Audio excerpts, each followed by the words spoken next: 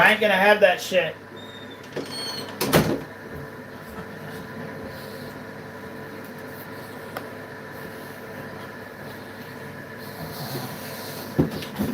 Alright. I got some stuff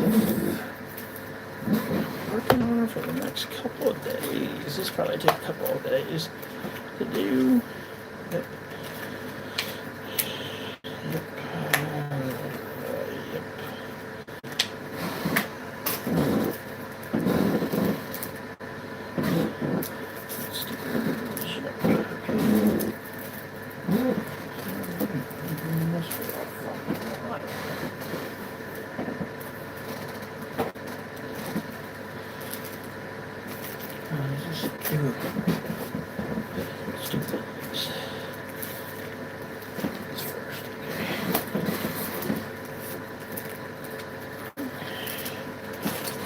Scissors, what do I do with my scissors?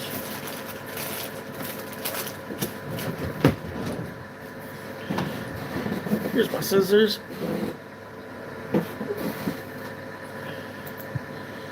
They do it 100%. And I'm not saying that new school boxers don't, some do, but you see very much now like a technique-based way of fighting, which is also reflected in sparring. It's also reflected in the way they hit the bag. It's also reflected in the way they shadow box. You don't see that level of commitment. Like even here, look at Mike Tyson when he was shadow boxing back in the day. Just shadow boxing. Watch him move.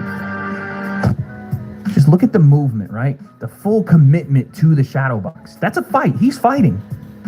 He's throwing punches like he's in a fight. Right? Like that looks identical to the way Mike Tyson threw his punches. Maybe his hooks are a little shorter here, but that's exactly what you would see out of a fight from him. And it conditioned him, right? It conditioned him to throw those same punches in a fight and not get as tired. Which is, again, it's interesting to see that even at 58, that Mike is still able to, again, he doesn't move like that. I don't think anybody is saying that. But even at 58, he's still throwing with that intent. He's still moving with that intent, right? The ability to hit the bag, move around, again, like a 58-year-old Mike, but still with the intent to throw 100% behind things.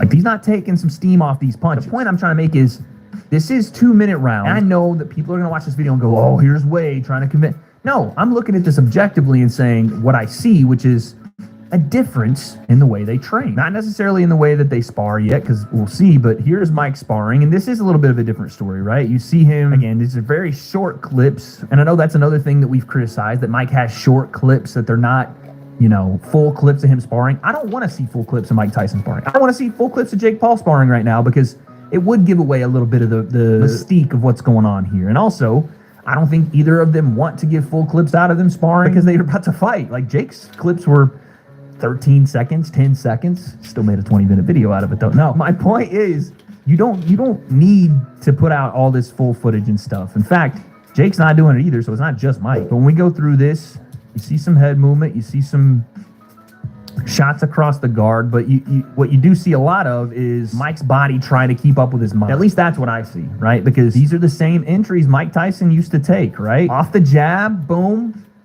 roll underneath, get his weight onto his lead leg, come back up, jab, right hand, and then usually a left hook behind that, or maybe a left hook and then the left uppercut or whatever. But you saw Mike move like this, very squared up, head off center line, trying to slip and roll punches, right?